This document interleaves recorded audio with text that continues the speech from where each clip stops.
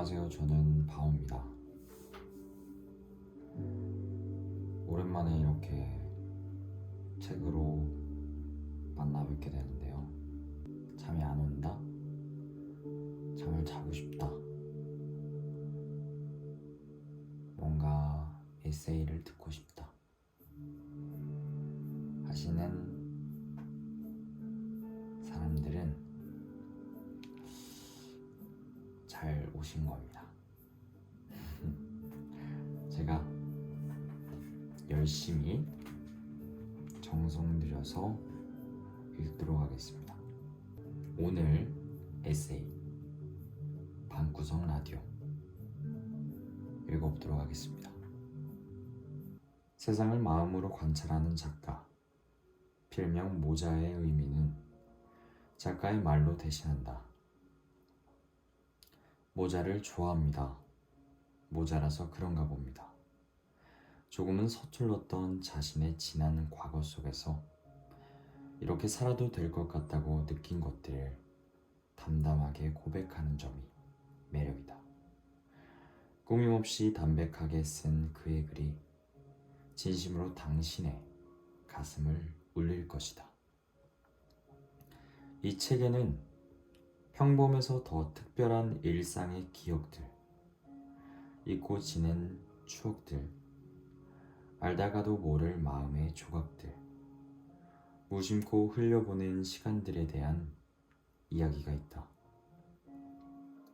사람을 향한 따뜻한 시선과 세상을 향한 독특하고도 날카로운 관찰력이 돋보인다. 이 책을 다 읽고 나면 평범해서 지루하게만 느껴졌던 일상이 특별하게 다가올 것이다. 그럼 이제 본격적으로 책을 한번 읽어보도록 하겠습니다. 한 잔만 할게요.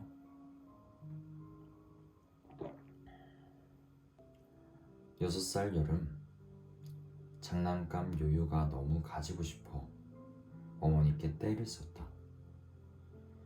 장난감을 손에 들고 아버지께 혼이 날까봐 집에 들어가지도 못하고 30분이 넘도록 마당에 서 있었다.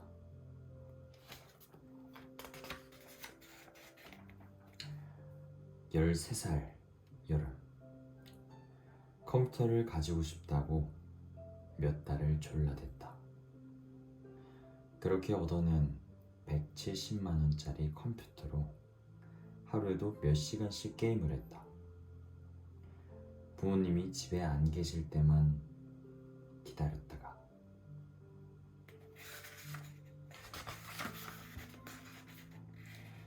17 여름, 아버지께 대들다가 난생 처음 따귀를 맞고 도망쳤다.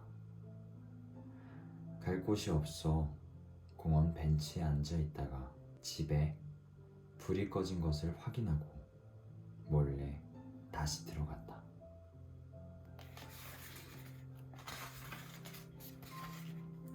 20살 여름, 원하는 대학에 가지 못했다는 이유로 집을 나왔다. 들고 나온 내 소유의 짐은 몇 개 되지 않았다. 자존심 때문에 오랫동안 집에 들어갈 수 없었다.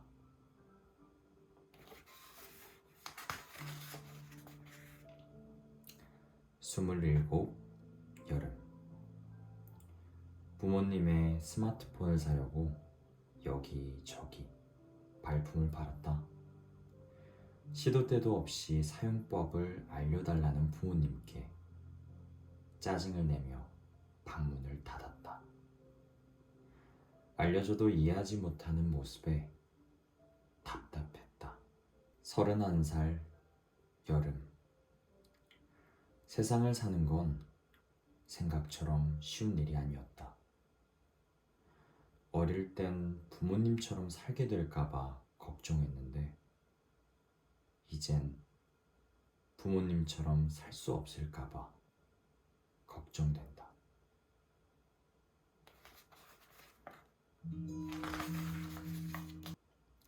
내가 기억하기로 나의 아버지는 수십 년 넘게 일기를 써오셨다. 물론 지금이야 나이를 먹고 더 이상 쓸 게 없어졌다고 생각하는지 그만두신 지 오래다. 하지만 나의 어린 날 누나와 함께 아버지의 일기를 훔쳐보는 것은 꽤나 흥미진진한 놀이였다. 부모님이 집을 비우면 우리는 이때다 싶어 아버지의 일기장을 뒤적이며 키득거렸다.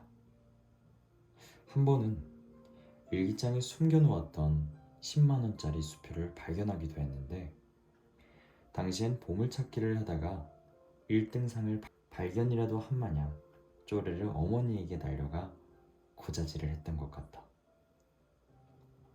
일기장을 봤다는 사실을 제 스스로 떠들게 되는 줄은 꿈에도 모르고 말이다.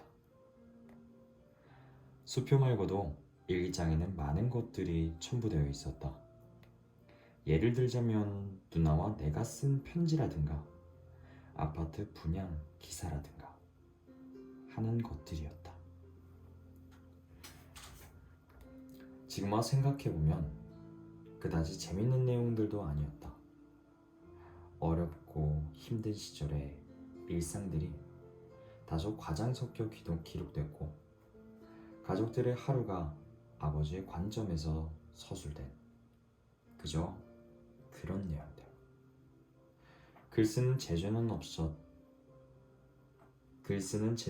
없었는지 기억에 남는 문장도 별로 없지만 꾸준히 탐닉했던 이유는 아마도 아버지의 일기장에선 누나와 내가 주인공이었기 때문이 아닐까 한다. 정을 주는데 무뚝뚝했던 아버지는 일기장에서만큼은 거침없이 사랑을 표현하고 나는 어리기에 그 사랑을 마음껏 쟁취하곤 했다. 내가 나이를 먹어가면서 아버지의 일기장을 찾는 횟수는 점점 줄어들었다. 중학교를 다니면서부터는 아예 관심을 끊었던 것 같다. 그러다가 고등학생 때 우연히 방구석에서 먼지가 쌓여있는 아버지의 일기를 다시 보게 되었는데 그때 이후로 두 번 다시 일기장에 손을 댈 수가 없었다.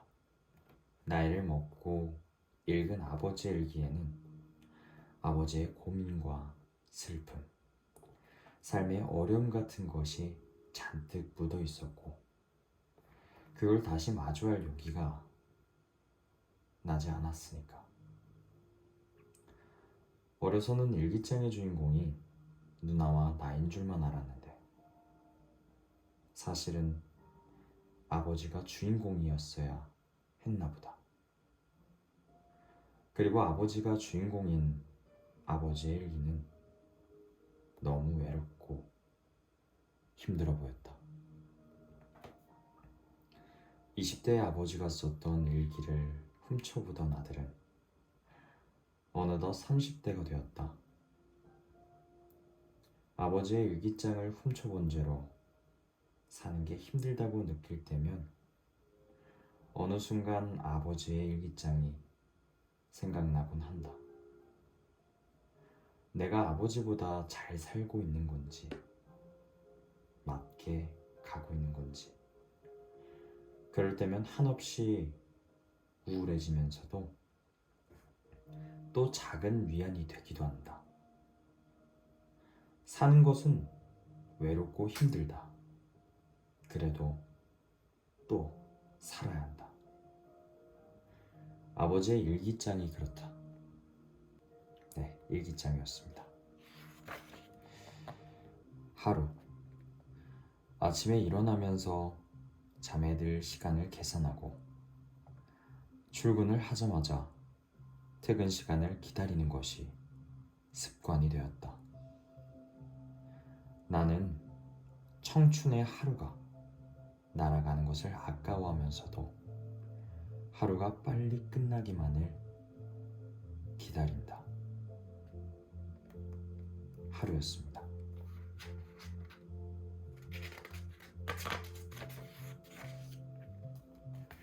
계속 읽을게요. 음식을 맛있게 만들기 위해서는 적당한 재료들을 준비해서 적당한 방법으로 조리하고 적당한 양의 조미료를 쳐서 적당한 그릇에 담아내면 된다고 말하는 사람이 있다면 그 적당함의 기준이 무엇이냐고 묻고 싶다. 나도 적당한 여성을 만나고 싶고 적당한 집에서 살고 싶고 적당한 직장을 다니면서 적당히 즐기며 살고 싶다. 하지만 아무리 고민해봐도 적당함의 기준이 뭔지는 알 수가 없다. 어쩌면 적당하다는 말은 완벽하다는 말의 다른 표현이 아닐까? 적당히 였습니다.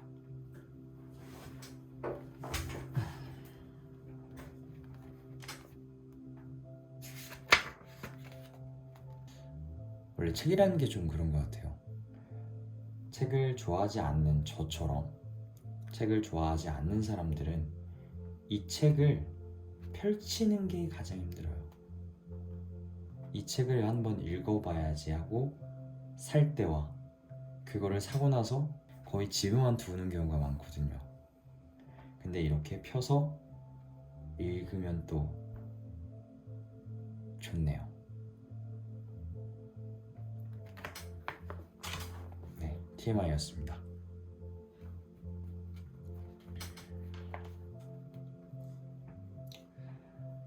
나는 휘핑크림이 잔뜩 올라가 있는 카페 모카를 좋아한다.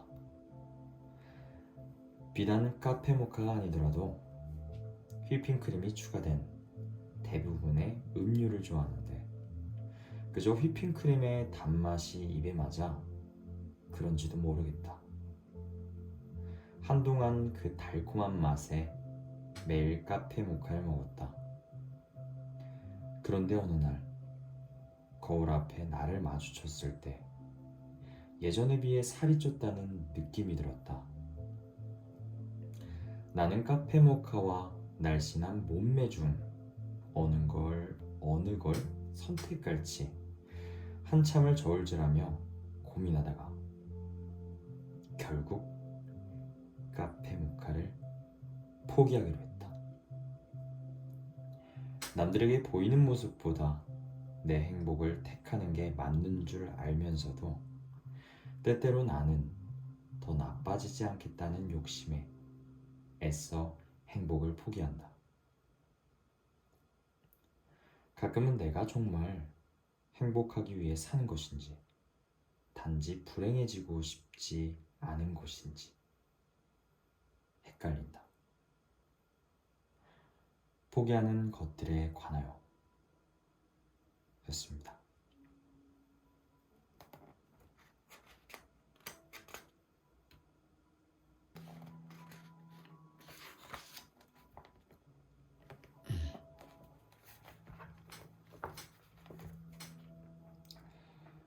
별이 빛나는 이유를 설명하기 위해 과학자들은 수많은 공식과 이론들로 태양이 뿜어내는 빛이 반사되어 별이 빛난다는 걸 밝혀냈다.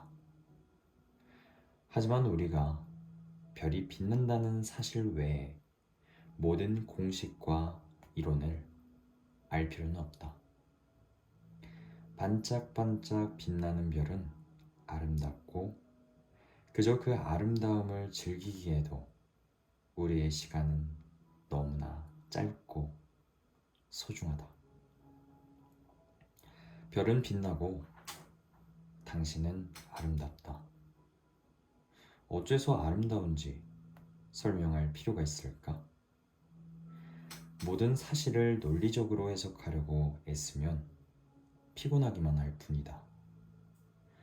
때로는 이유를 설명할 수 없는 진실도 있지만 설명할 수 없다 해서 진실이 아닌 것은 아니다. 당신이 별을 보며 아름답다고 느끼는 순간 세상의 모든 별들도 당신을 위해 빛날 것이다. 반짝 반짝이라는 글이었습니다.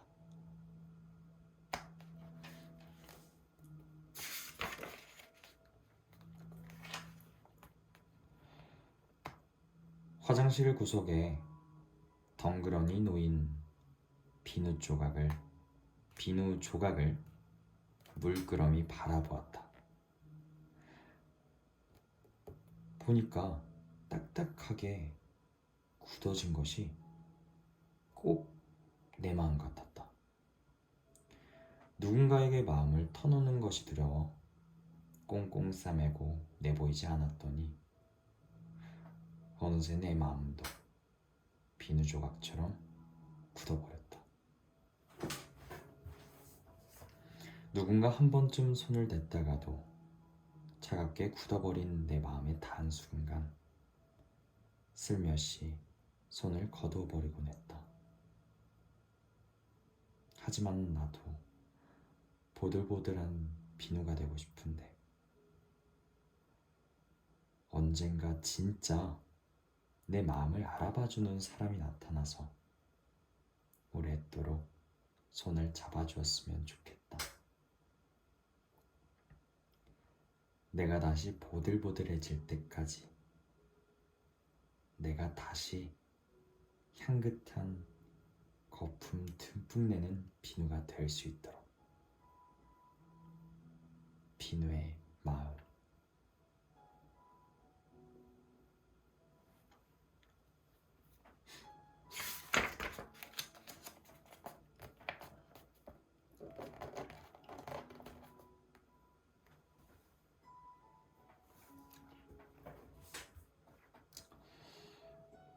술과 같은 인연이 있다.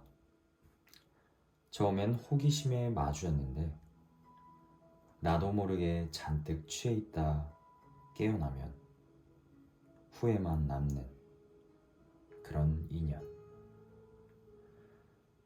끊어버리자 다짐했는데 어느 날 문득 떠올라 찾아갔지만 또다시 상처받는 인연.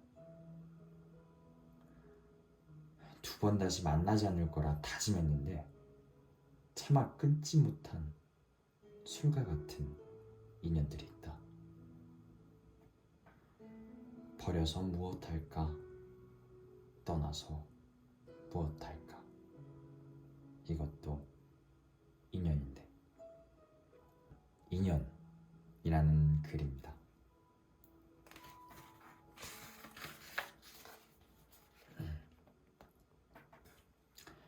하필이면 악당 로봇이라는 글이에요. 초등학교 때 입학하기 전 내게 크리스마스는 특별한 날이었다. 착한 어린이에게 산타 할아버지가 선물을 주는 날.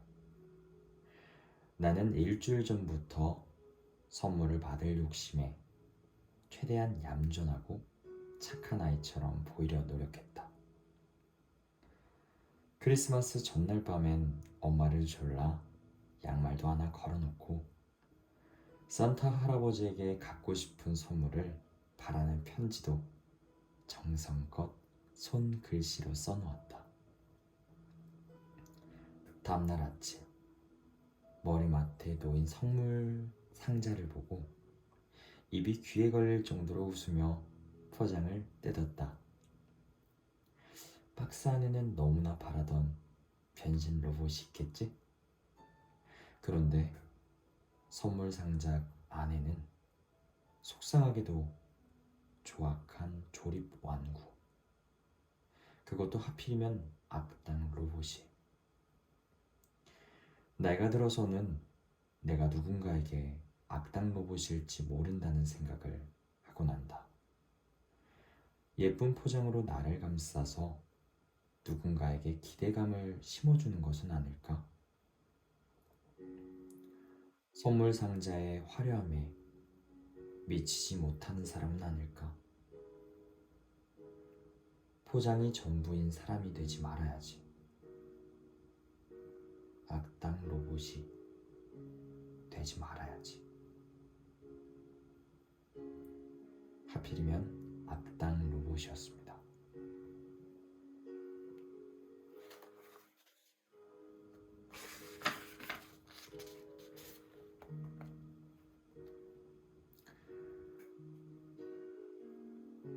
인생의 기준.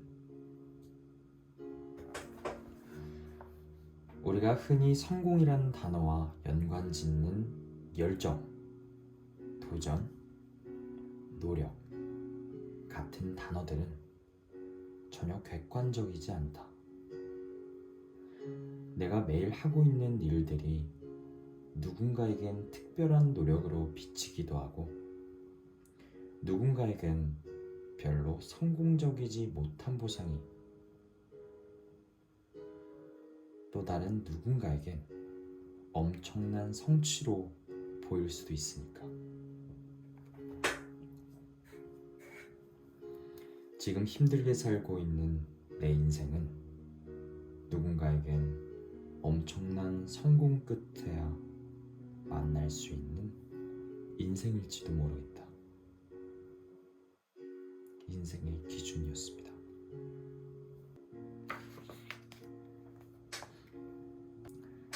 지하철에서 노약자에게 자리를 양보하라는 안내 방송을 들을 때마다 이 궁금한 것은 과연 누가 노약자인가? 어떤 기준으로 노약자와 일반인을 구분할 것인가 하는 점이다. 과연 다음 중 노약자가 아닌 사람은 누구인가? 쉽게 지치는 어린이들, 하루 종일 학교와 학원, 과외에 치는 청소년들, 취업난을 이겨내고자 스펙 쌓기에 아르바이트까지 더하는 청춘들, 새벽같이 일어나 야근에 회식까지 몸을 불태운 직장인들, 회사에서 눈치 보고 집에서도 대우받지 못하는 중년들, 젊은이들 위주의 시스템에서 하루하루 눈칫밥 먹는 노인들, 장애를 이겨내기 위해 힘겹게 지하철에 오른 장애인들, 사람들이 기피하는 걸 알면서도 물건을 팔아야만 하는 사람들, 그리고 그 안에서 간신히 귀갓길에 오른 너와 나와 우리들. 우리 중 누가 가장 약자일까? 누구에게 자리를 양보해야 할까? 지하철을 타고 하루를 견디는 우리 모두 약한 사람들 아닐까? 힘들었던 오늘 하루, 지하철에서만이라도 편히 쉬고 싶다면 그냥 조용히 눈을 감아보는 건 어떨지. 자리를 비켜주지 않았다는 죄책감은 잠시 미뤄두고 말이다. 눈을 감아 였습니다.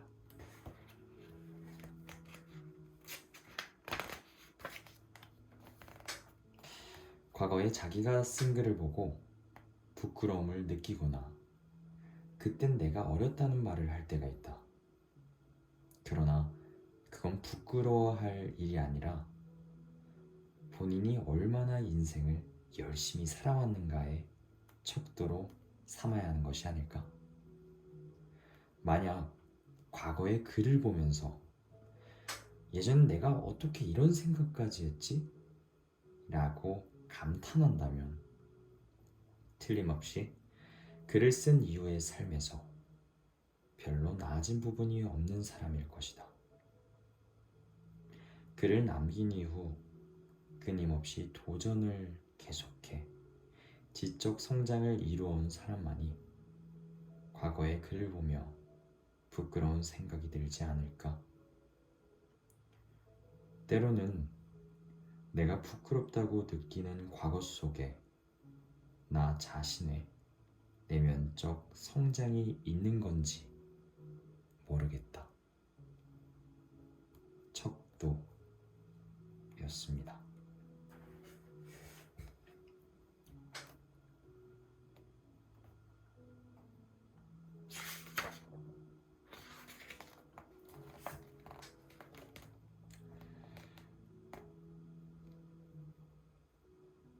처음 신입사원이 되었을 때는 모든 게 낯설고 힘들었다.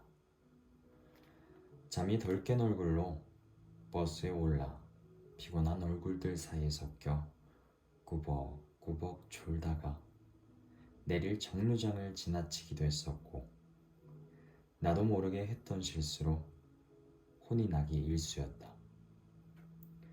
한가한 날이면 괜스레 선배들 눈치를 보거나 퇴근까지 남은 시간을 계산해 보기도 했다.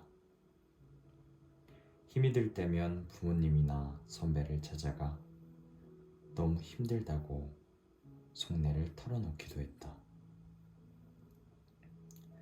그때마다 사람들은 조금만 참고 버티면 나아질 거라는 위로를 해주었다. 사회의 첫 발을 내딛는 모두는 똑같은 성장통을 겪는다고 했다. 처음이니까 적응이 안 돼서 그런 거라 했다. 원래 다들 그렇다고 잘 버티고 있다고 격려해 주었다. 정말로 그런 줄만 알았다. 야근을 밥 먹듯이 하면서 늦은 밤 퇴근하는 것이 당연한 줄만 알았다. 취미를 즐기거나 자기 개발을 하는 삶은 TV에서나 가능한 거라고 생각했다. 다들 밤늦게까지 야근을 하니까 남들보다 더 오래 버티고 묵묵히 견뎌내면 어느샌가 적응돼서 하나도 힘들지 않을 줄 알았다.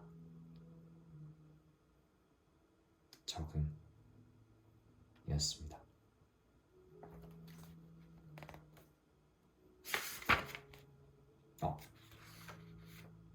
죄송합니다.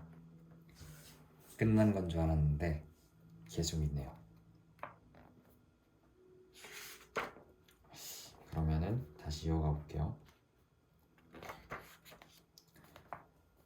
회사에서 혼이 나고 우울한 얼굴로 지내는 것도, 그러고도 기분이 나아지지 않아 집에 돌아와서도 종일 짜증 섞인 얼굴로 남은 하루를 보내는 것도, 내가 일이 익숙해지고 적응되면 다시는 겪지 않아도 될 일이라 생각했다.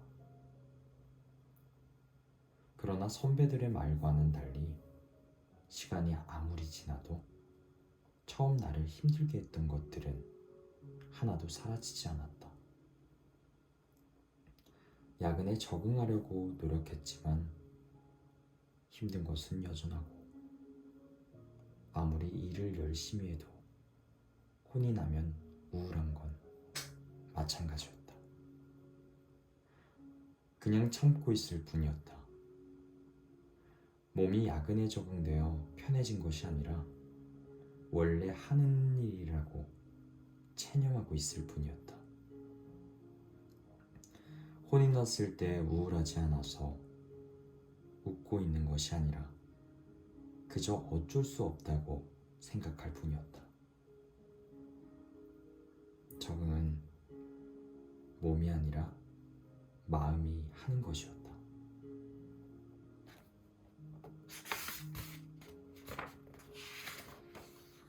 네, 적응이었습니다.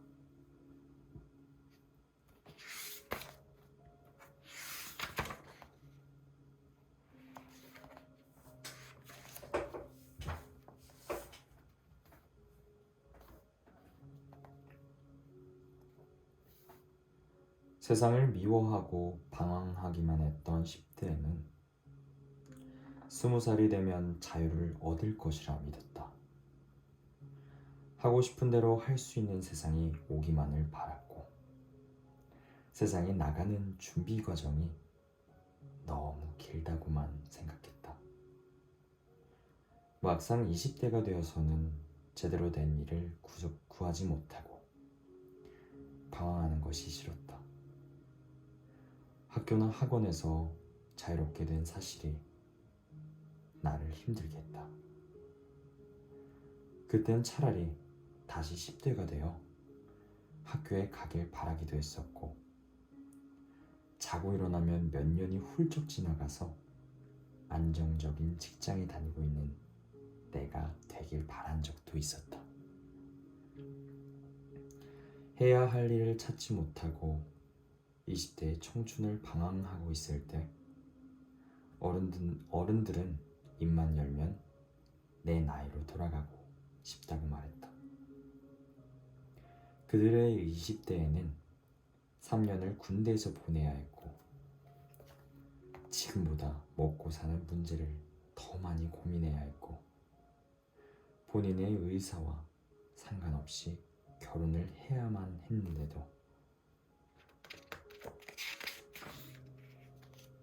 나에게 20대가 되고 싶다고 말했다. 어리석게도 나는 20대의 삶이 마냥 행복할 거라고 믿었고, 어른들은 힘들었던 지난 날은 잊어버렸는지 좋았던 시절이라며 20대가 되고 싶어 했다.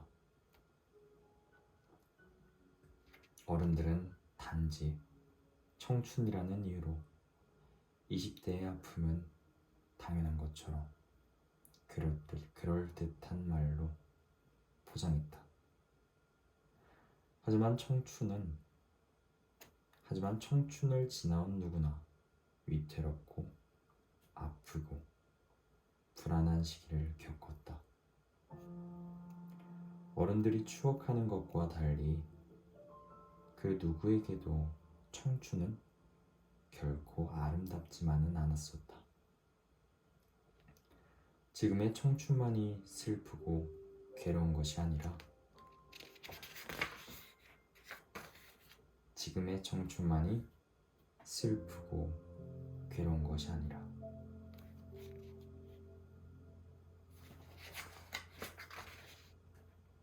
청춘이라는 글이었습니다.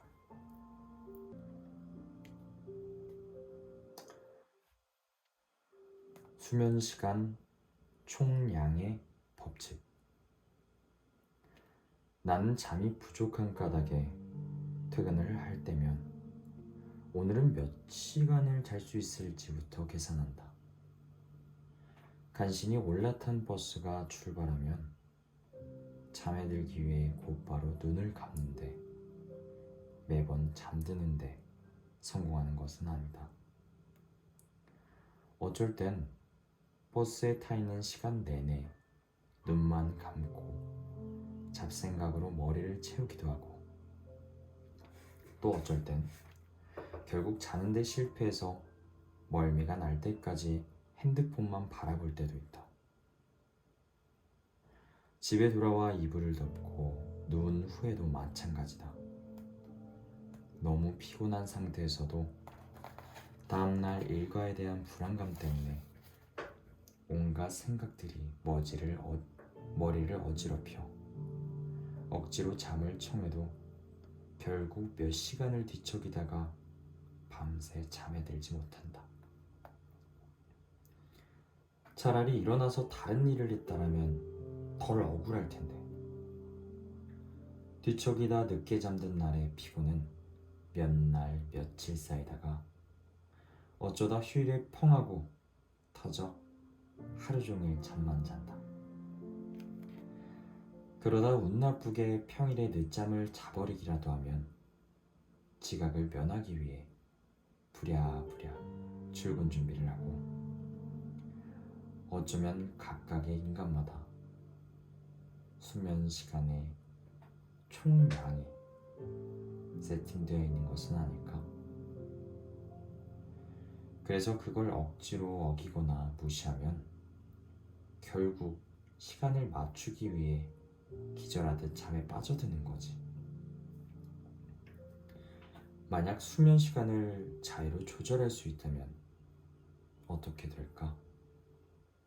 나는 당연히 수면 시간을 최대한 줄여 시간과의 싸움에서 승리하려 하겠지만,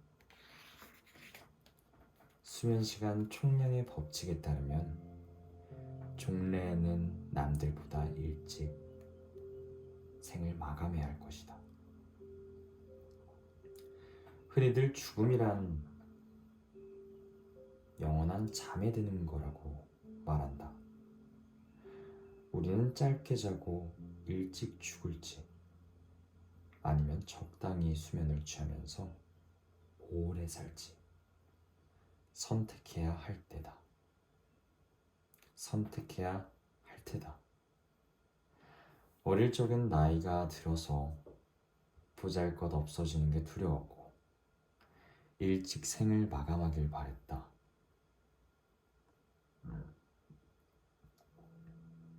하지만 이제는 가능하다면 오랜 시간 소중한 사람들과 함께하기를 바란다.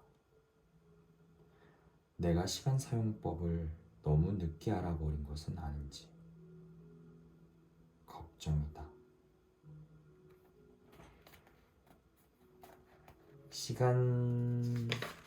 수면 시간 총량의 법칙이었습니다.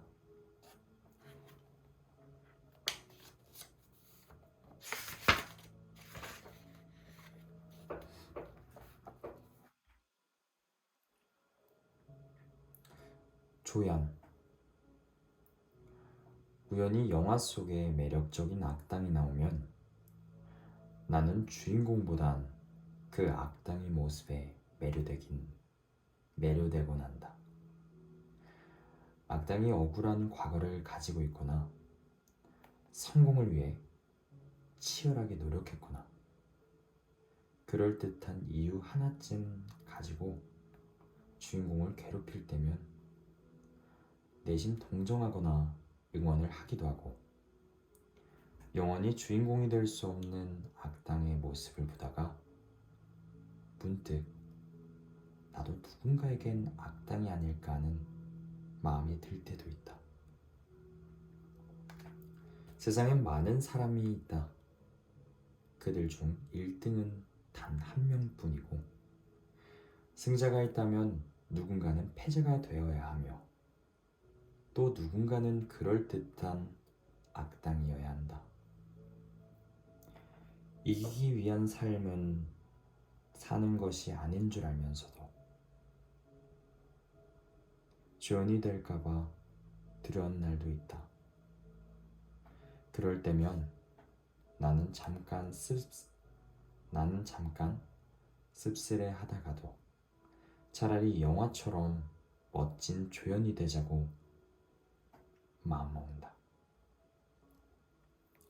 누군가에겐 조연이겠지만 내 인생에서는 여전히 주연이니까.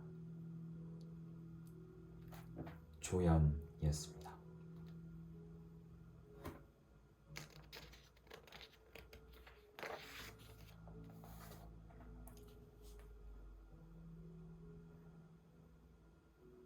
해가 뜨기 전 집을 나와 해가 진 후에 집에 들어가는 직장인. 해가 뜬 후에 잠에서 깨어 새벽까지 잠 못 드는 취업 준비생. 같은 시계를 공유하며 세상을 걷는 이들이지만 서로가 마치 다른 세상을 사는 것처럼 마주치지 않는다. 어쩌면 그들은 서로의 일상을 부러워하고 또 안타까워할 테지만 그들 모두 아무런 잘못이 없다.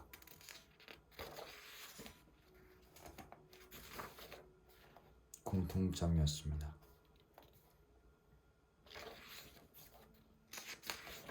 오늘은 여기까지 읽고 마치도록 할게요. 택시라는 글입니다.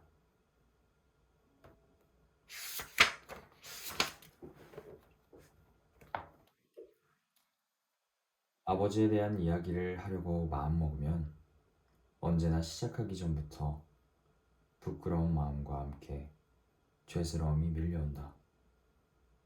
아버지는 나의 학창시절엔 밝히고 싶지 않은 치부였으며 성인이 되어서는 모든 불만의 근원이었고 좀 더 나이를 먹어서는 안타까움과 미안함으로 다가오는 그런 사람이다.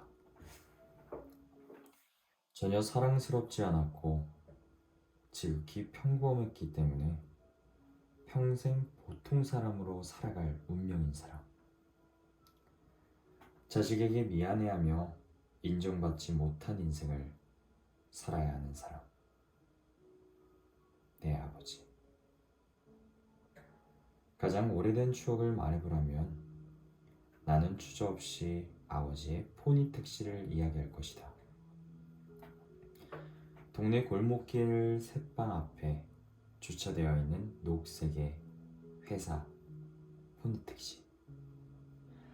회색 벽돌집 사이에 회색 골목길 사이에서 녹색 빛깔의 택시는 유난했다.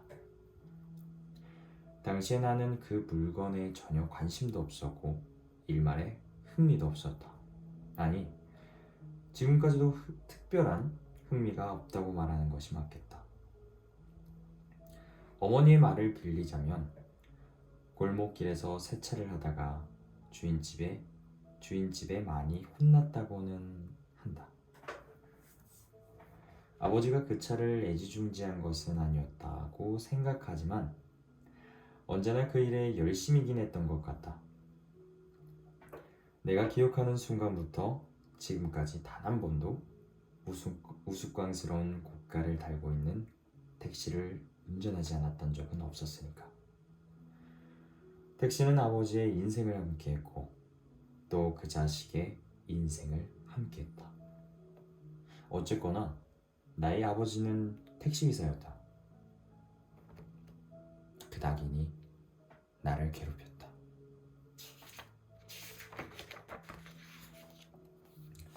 초등학교 1학년 때 아버지의 회사를 방문하는 숙제가 있었다. 회사에 찾아가 자신의 아버지가 하는 일을 견학하고 발표하는 과제였다.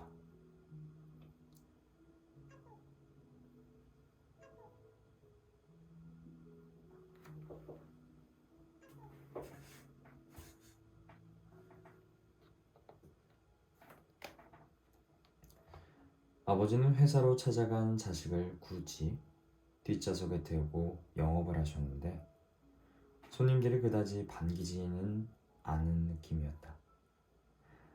빈 택시인 줄 알고 탔는데 생뚱맞게 꼬맹이가 앉아 있었으니 그럴 수밖에. 어린 마음에도 그런 기분을 느꼈는지 나는 멀미를 핑계로 얼마 못 가서 내리고 말았다. 멀미가 나는 것도 사실이긴 했다. 회색으로 칠해진 서울 한복판을 끊임없이 뱅글뱅글 돌고 있는 것이 어지럽고 답답했으니까. 다음날 학교에서 발표를 해야 했는데 내 차례가 돌아오지 않길 간절히 바랬다. 친구들의 아버지가 대단해서 비교되었기보단 나의 아버지의 직업을 말하면 안 될 것 같은 기분이었다. 그땐 그게 부끄러운 일이라 생각했다. 커가면서 생각한 건 어린 날에 아버지의 직업을 비밀로 한 건 잘한 결정이었다는 것이다. 사람들은 아버지가 택시기사를 한다는 게 부끄러운 일이라 믿게 해줬고 막상 당신 역시 택시를 운전하는 일을 자랑스러워 하지도 않으셨다. 다시 읽을게요. 막상 당신 역시 택시를 운전하는 일을 자랑스러워하지도 않으셨다. 나는 겉으로는 아무렇지 않은 척 살아왔으면서도 아직까지도 아버지가 택시 운전을 한다는 이야기를 잘 하지 않는다. 택시와 연관된 범죄가 뉴스에 나올 때면 그것마저 부끄러웠고, 사람들이 택시에 대한 불만을 얘기하면 죄 지은 사람처럼 조마조마하며 얼른 이야기의 주제가 바뀌길 바랬다. 아버지는 내가 본 평생을 택시 운전하며 살았고 또 앞으로도 그럴 것이다. 그리고 나는 이제 아버지의 직업을 말하지 않아도 되는 나이가 되었다. 아버지는 말해왔다. 운전하는 일은 하지 말아라. 밤을 새는 일은 하지 말아라. 나는 운전을 하지만 너는 나를 딛고 네가 하고 싶은 일을 해라. 나는 아버지를 딛고 살아왔으면서도 그 말을 납득하지 못하고 아버지를 탓해왔다. 왜 이렇게 살았냐고. 왜 이것밖에 못했느냐고. 그런 아버지를 비난하며 내 게으름과 무능함을 그에게 덮어씌우고 힐난하기도 했다. 세월이 여러 번 지났어도 아버지와 나의 관계는 알게 모르게 서먹함이 남아있다. 말로는 다 풀 수 없는 세월의 탈해가 많이도 엉켜서 남은 평생에 다 풀어낼지 모르겠다. 이제는 서로가 약간의 거리를 두고 서로를 자극하지 않는 정도로만 인연을 계속하고 있다. 그것이 못내 미안하면서도 나는 그것이 효도람이 되며 애써 덮어놓는다. 그러다 가끔 아버지를 연상해야 할 순간이 다가오면 이유 없이 복받쳐 오르기도 한다.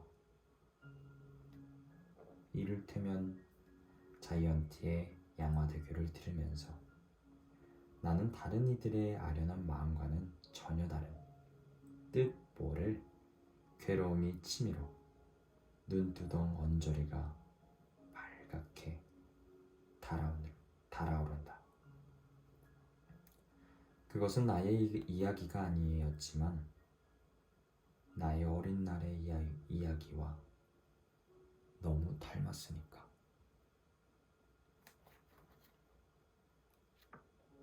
택시였습니다.